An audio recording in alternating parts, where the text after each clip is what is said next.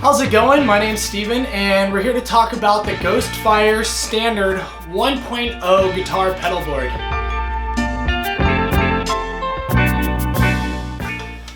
This pedal board I bought for about $75 on Amazon. I wasn't too familiar with the company. I'm more familiar with brands like Pedal Train, but I didn't want to spend the Pedal Train money on my first pedal board.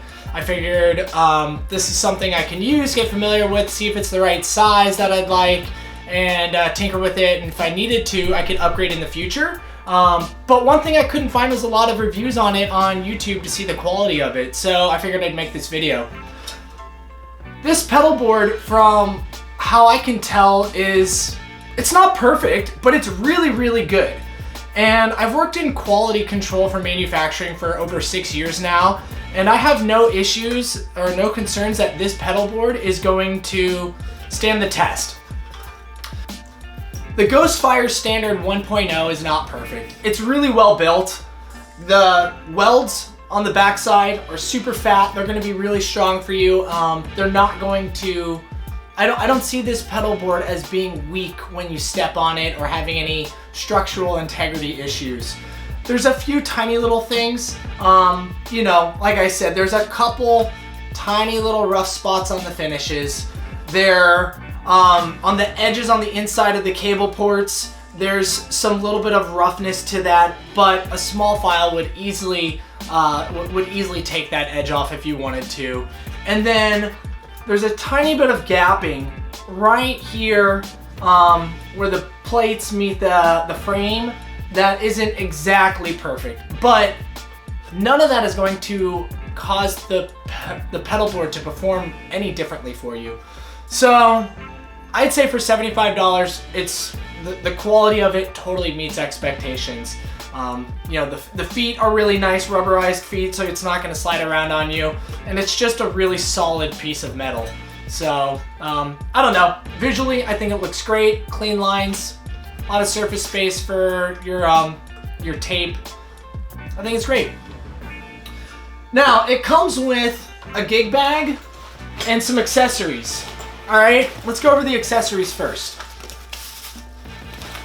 Comes with your hook and loop. I don't know the quality of it, haven't tried it out yet, but standard hook and loop Velcro. A lot of people like 3M. I don't know if you might want to replace it or some dual lock stuff, but comes with it, it's nice. I'm going to use it for sure. It also has mounting brackets for your power supply if you want to connect it to the bottom of the pedal board. Precursor here, it doesn't come with pre-drilled holes, so if you do want to use this for your power supply, you are going to have to pre-drill the holes before you can attach your mounting brackets. But a simple drill bit, it should do the trick. I'm planning on doing that here in a little bit. The other thing it comes with is some zip ties and zip tie mounts. Definitely super helpful for keeping your cables organized. Looking forward to using that, not having to buy it. Yeah, so it's basically everything you need to get going with your pedals outside the pedals and the power supply. Now, the case. Again, remember, $75 on Amazon, all right? This case is pretty solid for the common guitar player.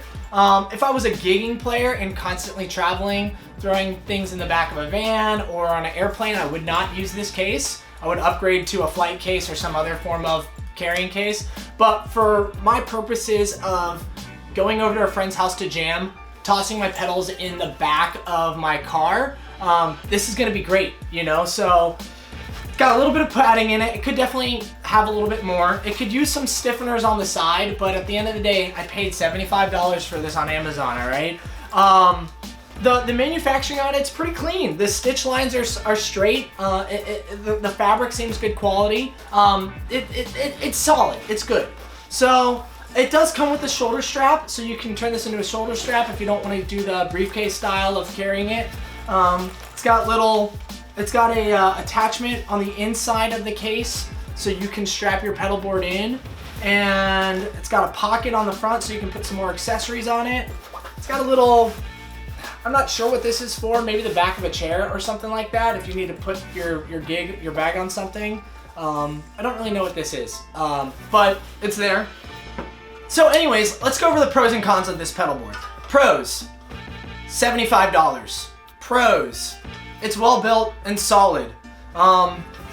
Pros, comes with a gig bag, comes with Velcro, comes with brackets for your power supply, and zip ties and zip tie mounts, all right? So for $75, you're getting a whole lot of bang for your buck for a pedal board that will function.